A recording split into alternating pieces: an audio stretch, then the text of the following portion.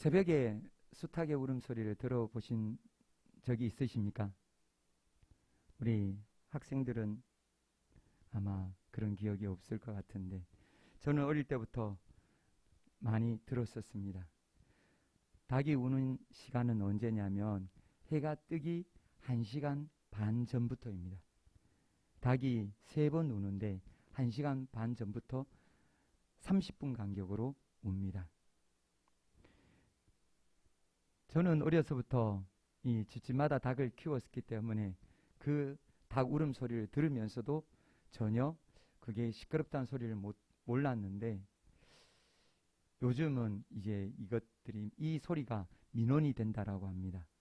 그래서 도시에 살다가 시골에 내려간 분들은 새벽마다 울리는 그 닭 소리에 화들짝 놀란다고 합니다. 그 소리가 소음 수준이라고 그렇게 합니다.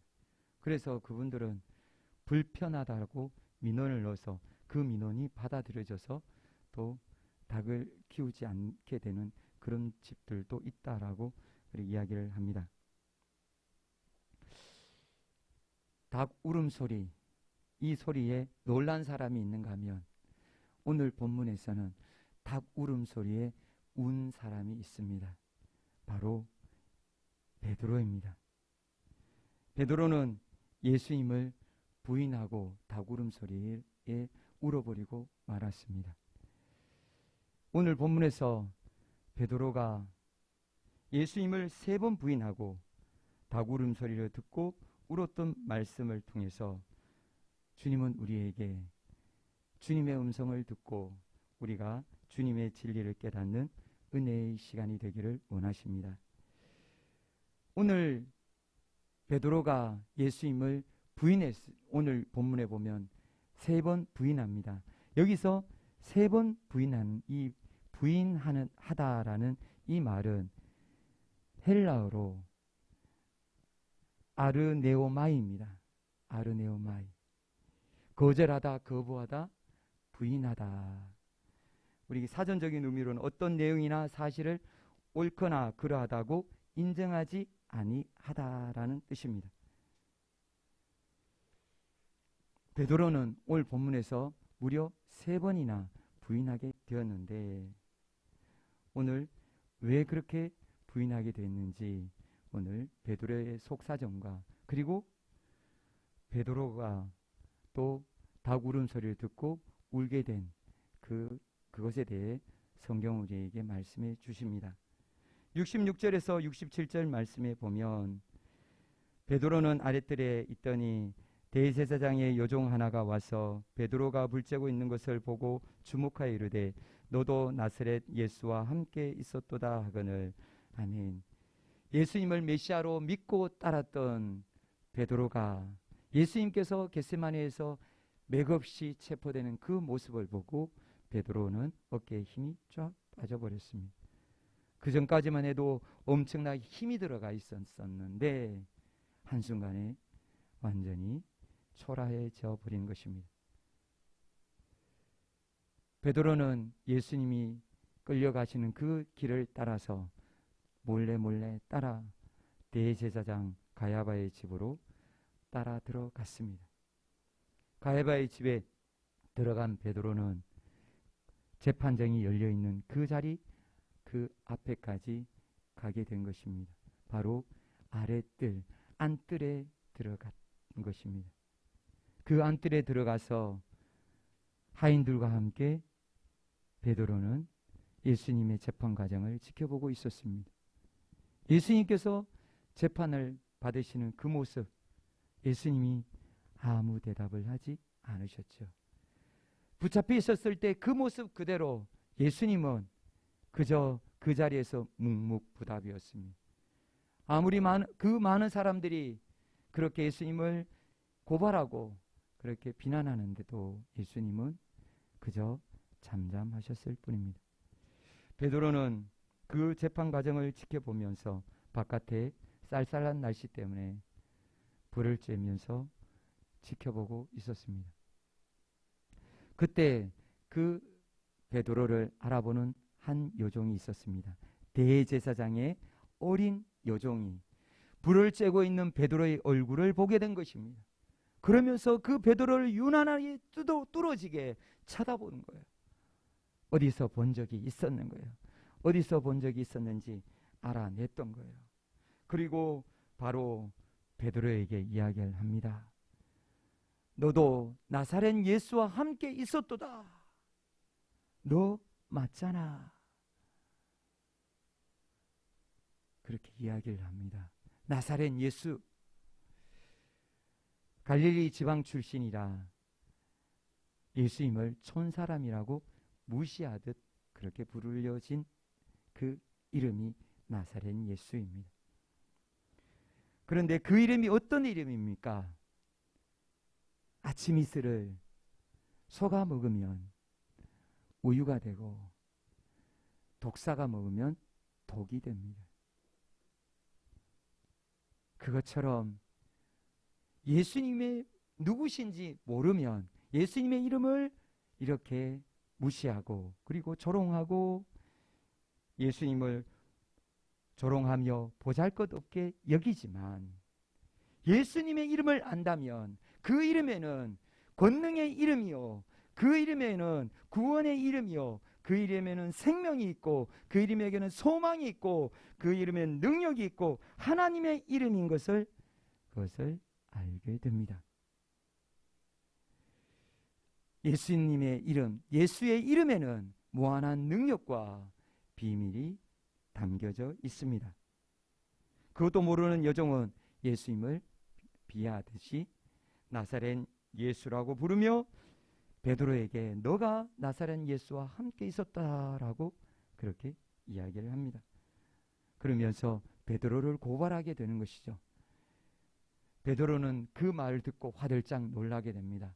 너무너무 깜짝 놀라서 다른 하인들이 알지 못하고 있는 그 사실을 어린 여종이 발견한 것에 대해서 놀란 것입니다. 다들 속고 있었는데 어린 여종에게 들켜버린 것입니다. 이제 베드로는 어떻게 됩니까? 붙잡혀서 예수님의 옆자리에 설 그 위기에 놓이게 된 것입니다. 위기의 순간 베드로는 어떻게 합니까? 예수님 옆으로 걸어갑니까? 68절 말씀 우리 다 같이 받으시겠습니다. 베드로가 부인하여 이르되 나는 네가 말하는 것이 무엇인지 알지도 못하고 깨닫지도 못하겠노라 하며 앞둘로 나갈새. 아멘. 나는 모른다 잡아댄 겁니다. 나는 내가 무슨 말을 하는지도 모르고 내가 내 말뜻을 모르겠다. 나는 모른다 라고 얼버무리며 예수님을 부인하고 그 자리를 뜹니다. 그 자리에서 일어나서 앞둘로 현관 가까이 있는 앞둘로 도망을 쳤습니다. 얼마나 두려웠을까요? 예수님 옆에서 예수님이 신성 모독죄로 사형 판결을 받는 것을 보고 예수님과 함께 붙잡혀 사형당한다고 한다면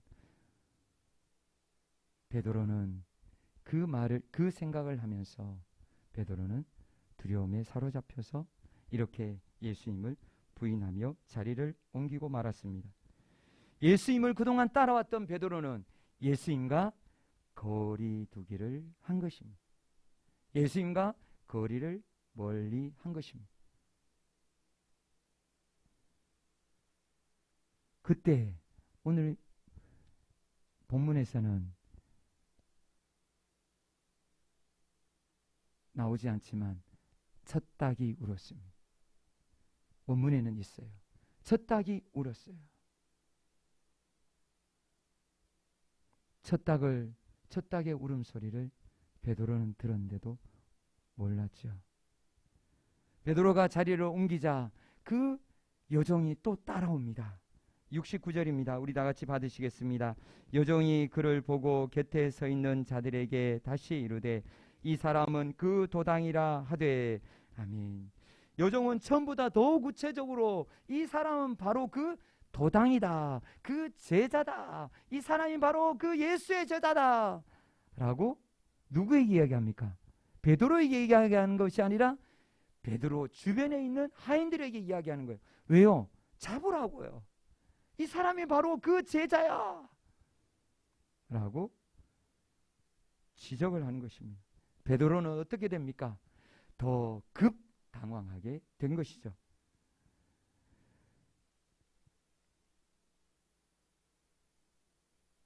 그동안 이 자리에 있는 그 순간순간이 엄청나게 두렵고 떨렸을 텐데 지금 바로 이 요종이 그렇게 콕 집어서 너가 바로 그 제자라고 그렇게 하니 얼마나 두렵고 떨렸겠습니까? 베드로는 또 부인합니다. 70절입니다. 또 부인하더라. 아멘. 또 부인하고 예수님을 또 떠납니다. 예수님과 거리 두기를 더 합니다. 더 멀리 예수님과 멀어집니다. 베드로는 벌써 두 번째 예수님을 부인하고 만 것입니다. 한 번도 아니고 두 번 예수님을 모른다고, 예수님과 관계가 없다고, 나는 예수님하고 상관이 없다라고 그렇게 예수님과 관계를 분명하게 끊었던 것입니다. 예수님을 부인했습니다. 그때 베드로의 말을 들은 사람들이 웅성거리기 시작합니다. 70절 말씀 우리 다 같이 받으시겠습니다. 또 부인하더라. 조금 후에 곁에 서 있는 사람들이 다시 베드로에게 말하되 너도 갈릴리 사람이니 참으로 그 도당이니라. 아멘. 베드로의 억양이 그들의 귀에 거슬린 것입니다. 우리 서울에서 그렇습니다라는 말을 제가 살던 안동에서는 어떻게 표현합니까? 그랜리더라고 이렇게 이야기를 하죠. 그런 리더. 그렇습니까? 그러면 그런 리껴라고 이야기를 하죠. 이렇게 지방하고 서울과 다르듯이 예루살렘과 갈릴리는 억양이 차이가 났어요. 달랐어요. 거리로 인해서 분명하게 차이가 있었던 것입니다. 베드로가 부인하는 그 말투 속에 그 억양이 그대로 흘러나온 것입니다. 그러니까 너도 갈릴리 사람 맞아. 너도 그 도당이 맞아. 너도 그 제자가 맞아.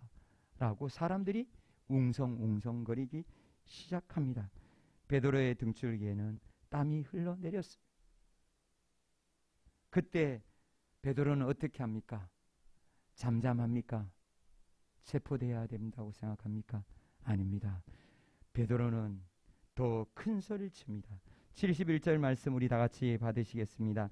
그러나 베드로가 저주하며 맹세하되 나는 너희가 말하는 이 사람을 알지 못하노라 하니.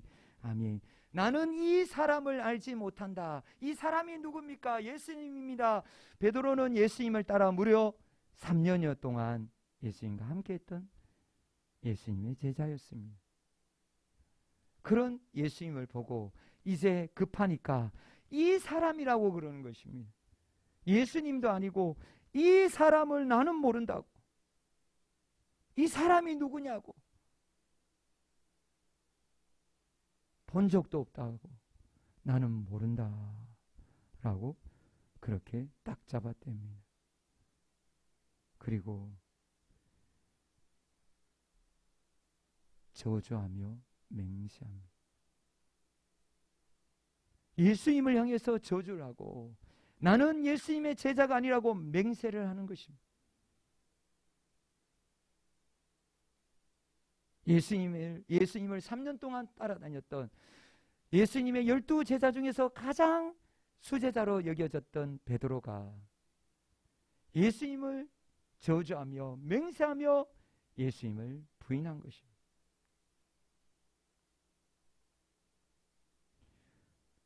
예수님을 부인한 것도 죄이고 거기에 저주한 것은 더 큰 죄고 거기에 맹세까지 한 것은 더 큰 죄를 범하고 말았습니다. 예수님을 부인하게 된 이 베드로가 살려고 더 크게 큰 소리 치면서 예수님을 부인했던 것입니다. 예수님을 떠나 완전히 멀어져 버렸던 것입니다. 예수님을 떠난 그 자리, 베드로가 예수님을 떠난 그 자리는 누가 차지했을까요? 누가 차지했을까요? 예수님을 떠난 가룟 유다를 통해서 우리는 알 수가 있죠. 시편에서는 이렇게 기록이 되어 있습니다. 우리 시편 109편 5절에서 6절 말씀 우리 다 같이 받으시겠습니다. 그들이 악으로 나의 선을 갚으며 미워함으로 나의 사랑을 갚아싸우니 악인이 그를 다스리게 하시며. 아멘. 가룟 유다는 예수님이 사형에 정죄되는 것을 보면서 너무너무 괴로워서 가룟 유다는 그 마지막을 어떻게 합니까? 자살합니다. 가룟 유다는 후회하면서 자살로 그 생을 마감하게 됩니다. 예수님을 배반하고 사탄에게 속아서 예수님을 배반하고 비참한 최후를 맞이하게 된 것이죠. 예수님을 떠난 자리에 누가 찾아갑니까? 사탄이 찾아가게 되는 것입니다. 사탄이 그 자리에 들어가 버립니다. 사탄은 가룟 유다를 이렇게 비참하게 죽였을 뿐만 아니라 또한 베드로도 제자들도 가룟 유다를 따르게 그렇게 하고 싶었어요. 베드로와 제자들이 예수님을 부인하고 예수님을 떠나고 예수님과 더 멀리 멀어지도록 그렇게 계속 부채질을 했던 것입니다. 그런데 그 악한 사탄, 그놈이 바로 제자들과 베드로뿐만 아니라 누구에게까지 역사를 하느냐? 우리에게까지도 똑같이 베드로처럼 예수님을 부인하게 하고 예수님을 멀리 떨어지게 만든다는 것입니다. 우리가 주님을 부인하도록 계속 부추긴다는 것입니다.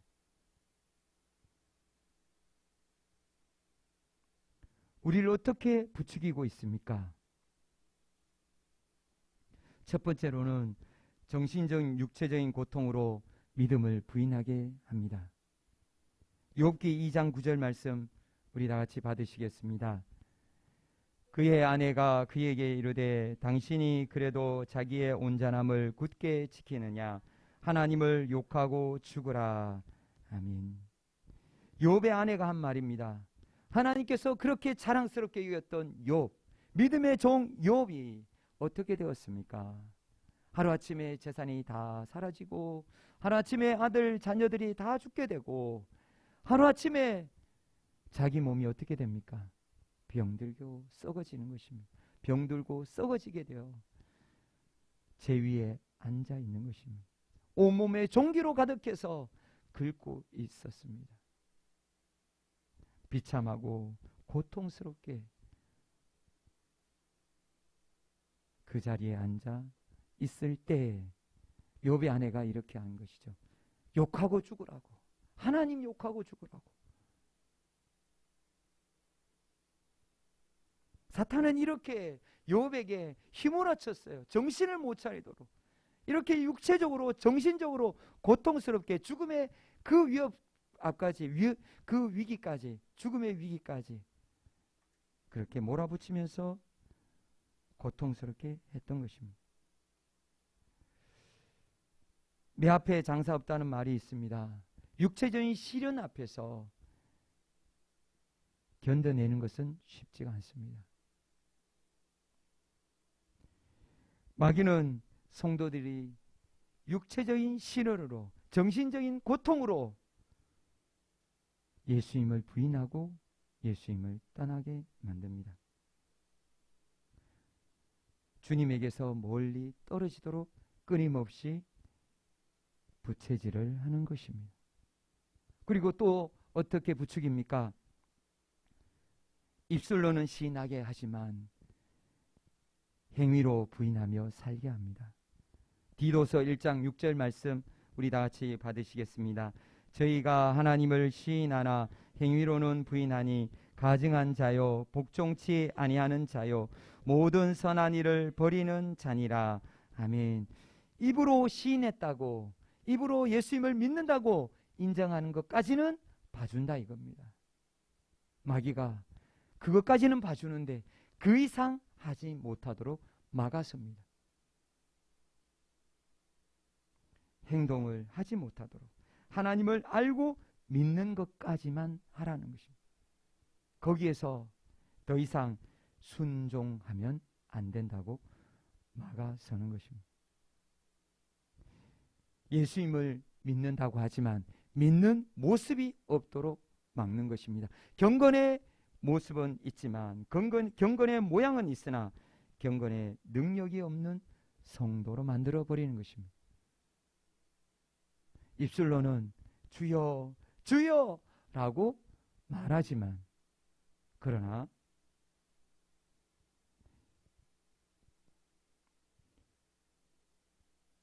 행동으로 주님을 부인해서 주님을 대적하는 자라고 성경은 말씀해주고 계십니다.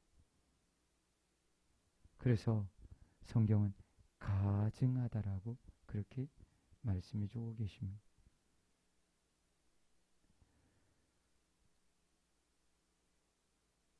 마귀는 우리가 가진 옛 습관을 끊어내지 못하도록 끊임없이 우리를 붙들고 물고 늘어집니다.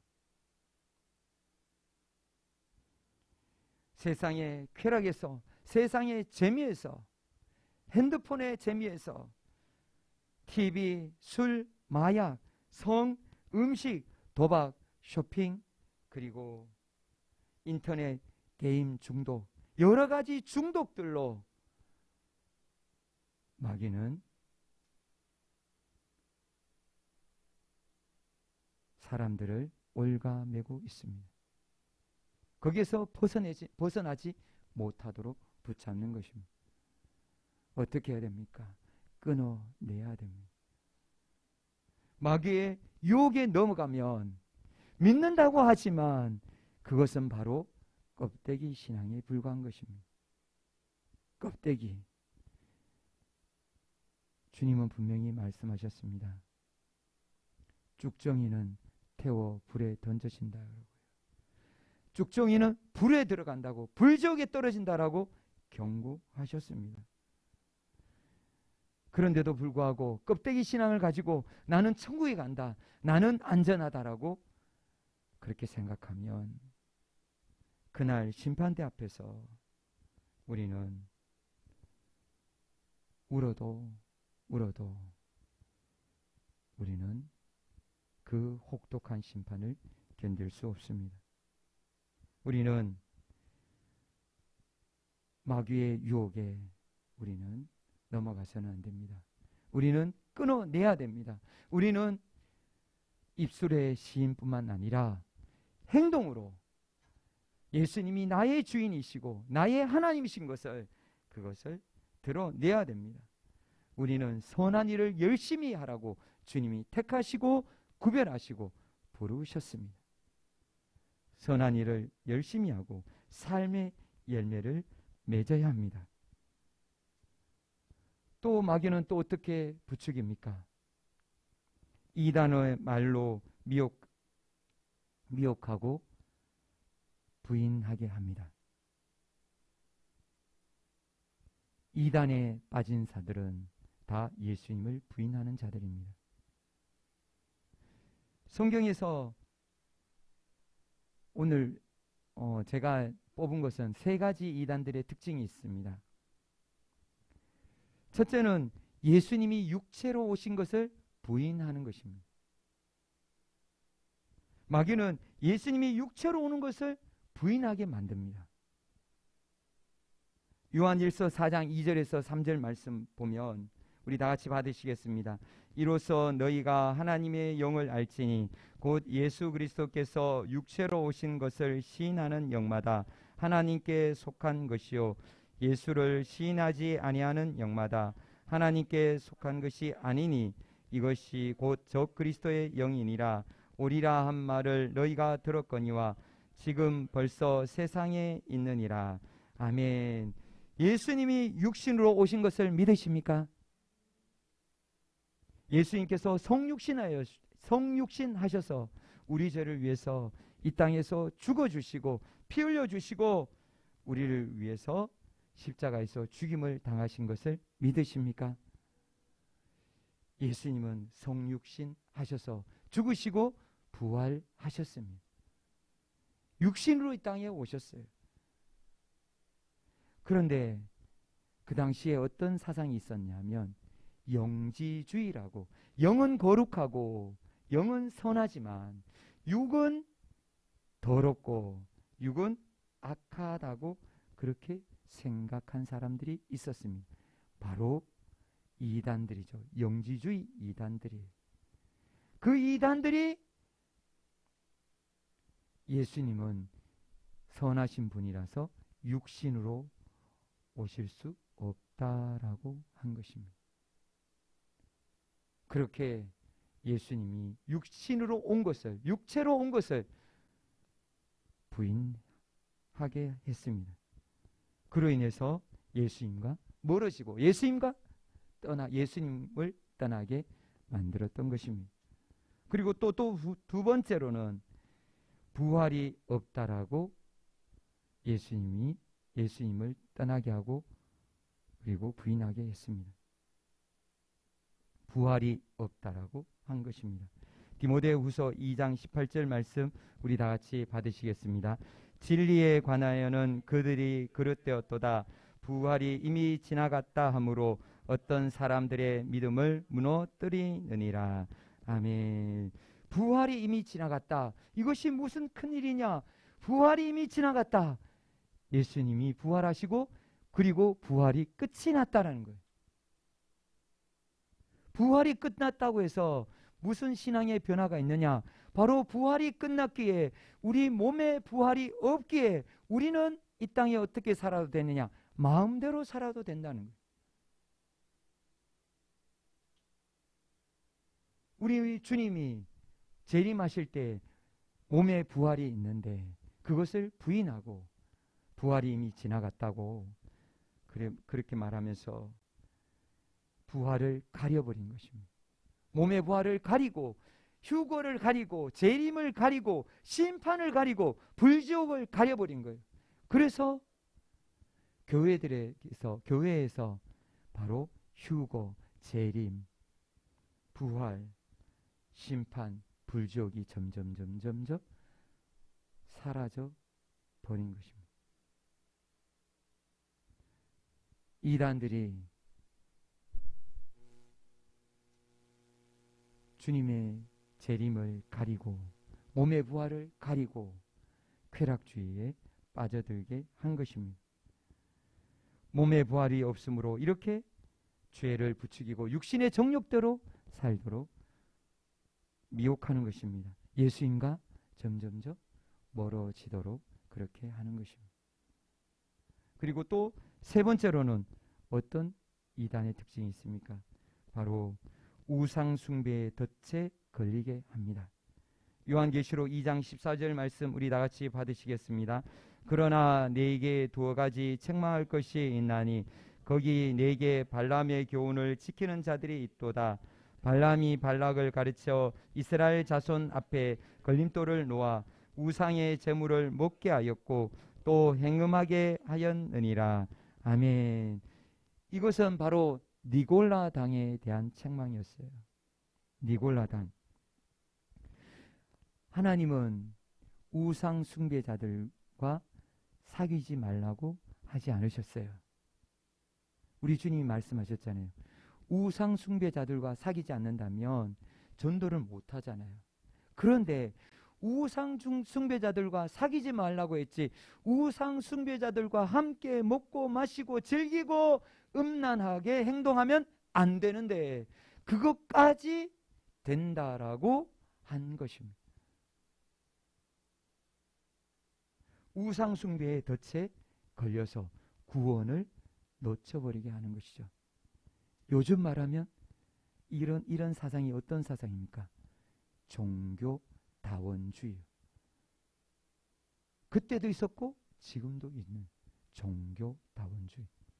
종교연합.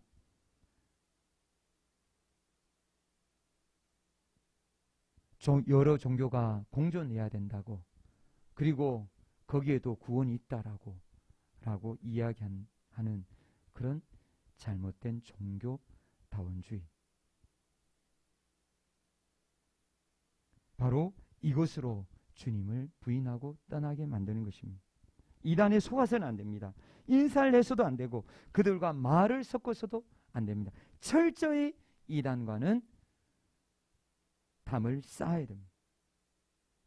마귀는 제자들이 부인하도록, 이단에 속아 넘어가도록 그렇게 유혹하고 있는 것입니다. 마귀란 놈은 포기를 모르는 놈입니다. 언제까지요? 죽을 때까지요. 주님의 수제자격인 베드로를 3번이나 부인하게 하고 저주하고 맹세하게 했던 놈이 바로 마귀란 놈인 것을 우리는 기억해야 됩니다. 베드로는 그러면 이제 어떻게 되었습니까? 끝이 났습니까? 아닙니다. 베드로를 살리는 소리가 있었습니다. 그 소리가 무슨 소리입니까? 꼭기어 수탉이 우는 울음소리였습니다. 그 울음소리를 듣고 베드로는 깨달았습니다. 수탉이 2번째 울자 베드로는 그때 정신이 들었던 것입니다. 72절 말씀 우리 다 같이 받으시겠습니다. 닭이 곧 2번째 울더라.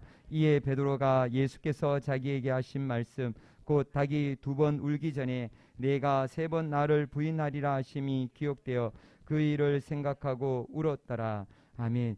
닭 울음소리를 들었을 때 비로소 주님의 말씀이 기억이 나는 거예요.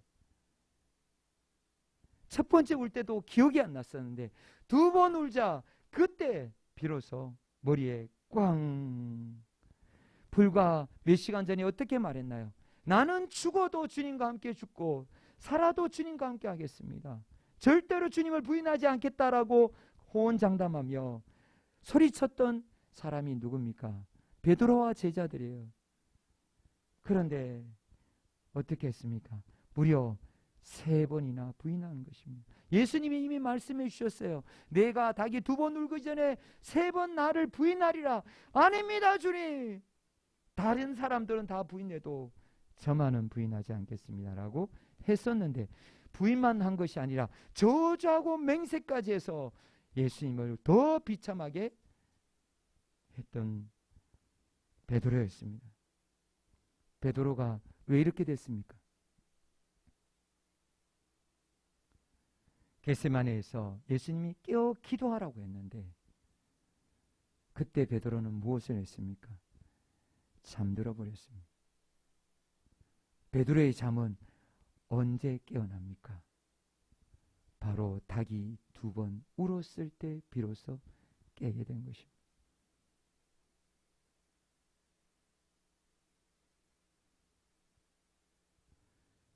베드로는 이 순간 얼마나 비참했을까요? 베드로는 대제사장의 집을 뛰쳐나와 괴로워 펑펑 울고 또 울고 회개했습니다. 베드로가 이렇게 회개할 수 있는 기회를 받은 것은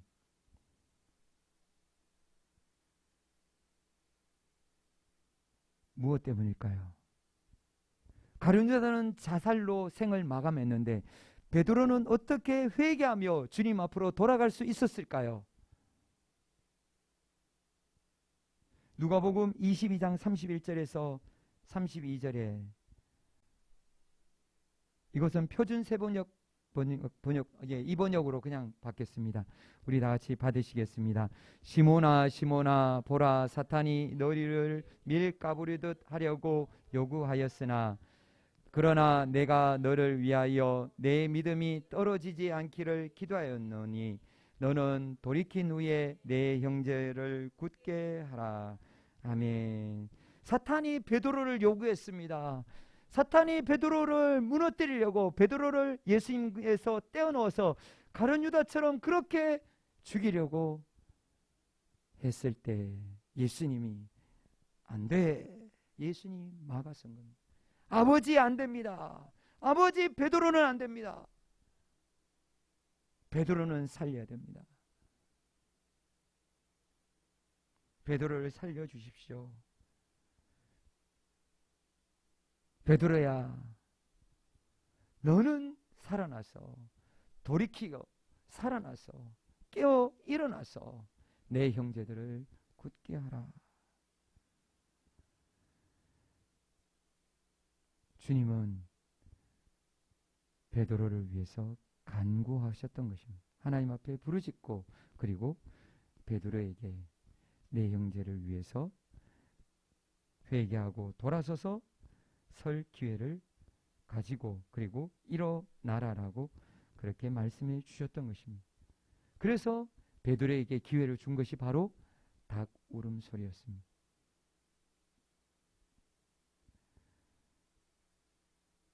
주님께서는 자신을 배반하고 자신을 부인한 베드로를 위해서 수탉을 준비하셨던 것입니다. 그 수탉을 통해서 베드로가 깨어나게 된 것입니다. 주님은 베드로뿐만 아니라 우리도 깨우기를 원하십니다. 로마서 13장 8절 말씀 보면 또한 너희가 이 시기를 알거니와 자다가 깰 때가 벌써 되었으니 이는 이제 우리의 구원이 처음 믿을 때보다 가까웠음이라. 아멘. 네, 이걸 제가 구절을 잘못 적어줬네요. 너희가 이 시기를 알거니와 자다가 깰 때가 되었으니 이는 이제 우리의 구원이 처음 믿을 때보다 더 가까웠습니다. 깰 때가 되었습니다. 이제 주님이 다시 올 때가 되었습니다.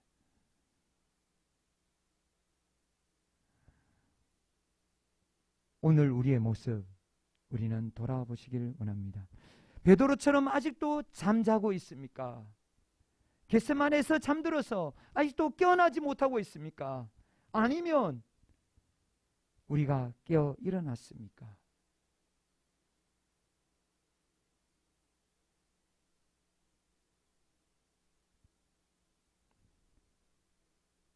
주님과 우리는 얼마나 거리가 멀어져 있습니까? 얼마나 주님과 거리 두기를 하고 있습니까? 얼마나 가까이 주님 가까이 다가가고 있습니까? 먹고 살기 위해 돈 때문에 권력 때문에 장사하는 것 때문에 결혼 때문에 아내 때문에 남편 때문에 그리고 이제 친구 때문에 공부 때문에 또 군대 들어가서 복무해야 되는 것 때문에 군 복무 때문에 핑계를 대면서 주님과 멀어지고 있지는 않습니까? 우리는 빨리 주님과 멀어진 자리를 돌아보아야 됩니다. 주님과 멀어지면 그 자리엔 누가 들어옵니까? 마귀가 그 틈을 노리고 들어가게 되는 것입니다. 우리는 빨리 회개하고 돌아서 회복되어야 합니다. 마태복음 10장 32절에서 33절에 이렇게 말씀해 주십니다. 누구든지 사람 앞에서 나를 시인하면 나도 하늘에 계신 내 아버지 앞에서 그를 시인할 것이요 누구든지 사람 앞에서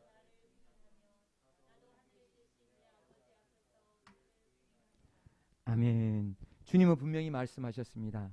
우리가 주님을 시인하면 사람들 앞에서 우리가 주님을 시인하면 우리 주님이 심판대 앞에서 하나님 앞에서 우리를 인정하고 우리의 죄를 다 사해 주시고 우리의 죄와 허물을 용서해 주시고 우리를 천국으로 데려가시고 우리가 만일 주님을 부인한다면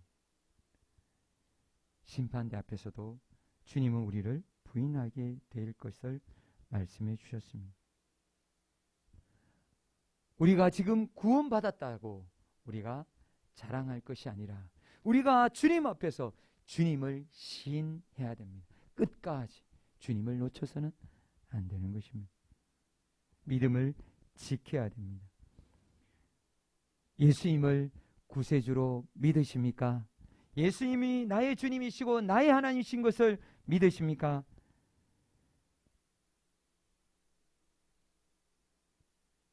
우리는 이런 또 생각을 하게 됩니다. 베드로는 주님께서 닭 울음소리를 통해서 깨닫게 해주시고 일깨워 주시고 일어나게 하셨는데, 그러면 우리는 무엇으로 주님이 깨워 주실까? 주님이 무엇으로 깨워 주실까요? 설교를 통해서도 깨워 주시고 친구를 통해서도 깨워 주시고 수탉울음 같은 하나님께서 창조하신 그 피조물 통해서 여러 도구들을 통해서 주님은 우리를 깨우십니다.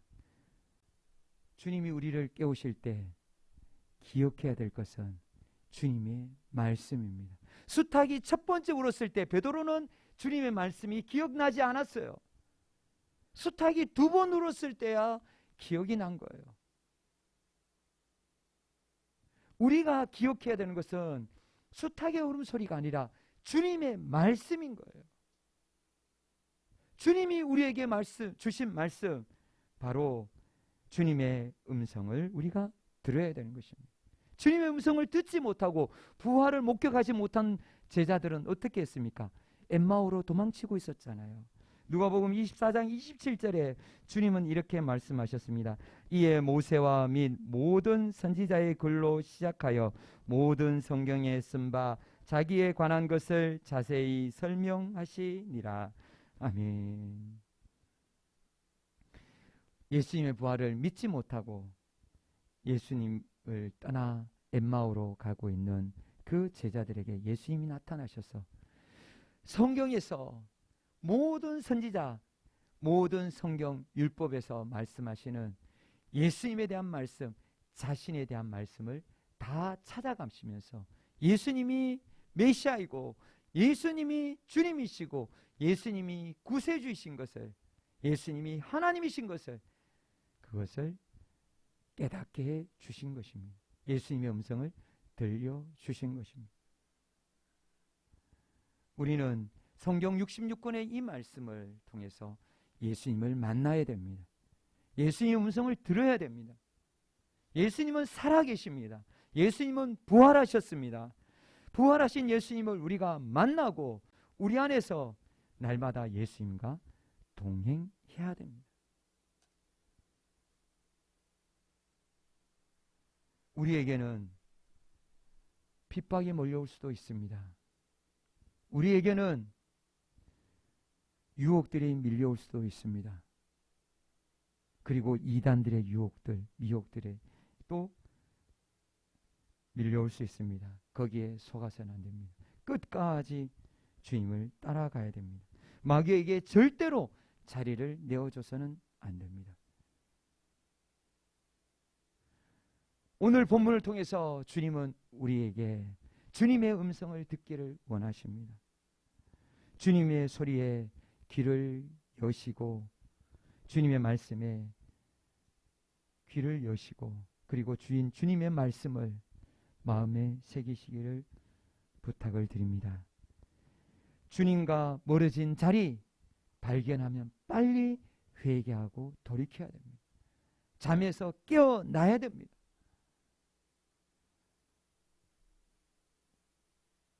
요한일서 2장 23절 말씀으로 말씀을 맺겠습니다.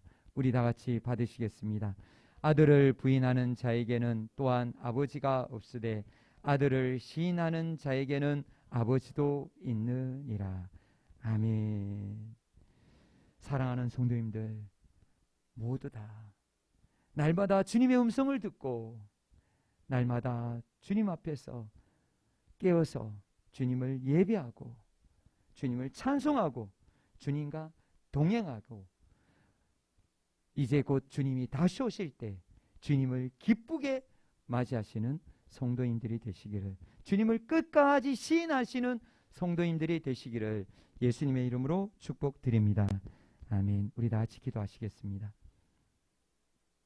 다 같이 기도하실 때 우리의 모습 돌아보시길 원합니다. 아직도 우리가 잠들어 있는지, 또 우리가 아직도 변화되어야 될 부분들, 회개하고 돌이켜야 될 부분들이 아직 얼마나 되는지 우리의 모습 돌아보길 원합니다. 우리가 잠들어 있는 그곳에 우리는 빨리 깨우고 우리가 일어나야 됩니다. 우리의 삶에서 변화가 되어야 됩니다. 행위로 예수님이 나의 주님이신 것을 드러내야 됩니다. 우리의 모습, 우리가 정말 하나님 안에서 순종하고 있는지, 예수님이 나의 주인으로 우리 삶으로 그것을 보이고 있는지 우리가 돌아보시고, 우리가 주님과 멀어져 있다면 이 시간 회개하고 그 자리를 회복하는 시간이 되길 원하며, 오늘 주신 말씀을 통해서 주님과 더 가까워지도록 날마다 깨어있는 믿음이 되도록 위해서 기도하시고, 그리고 나라와 민족의 복음을 위하여 우리 다 같이 주여 부르시며 기도하시겠습니다.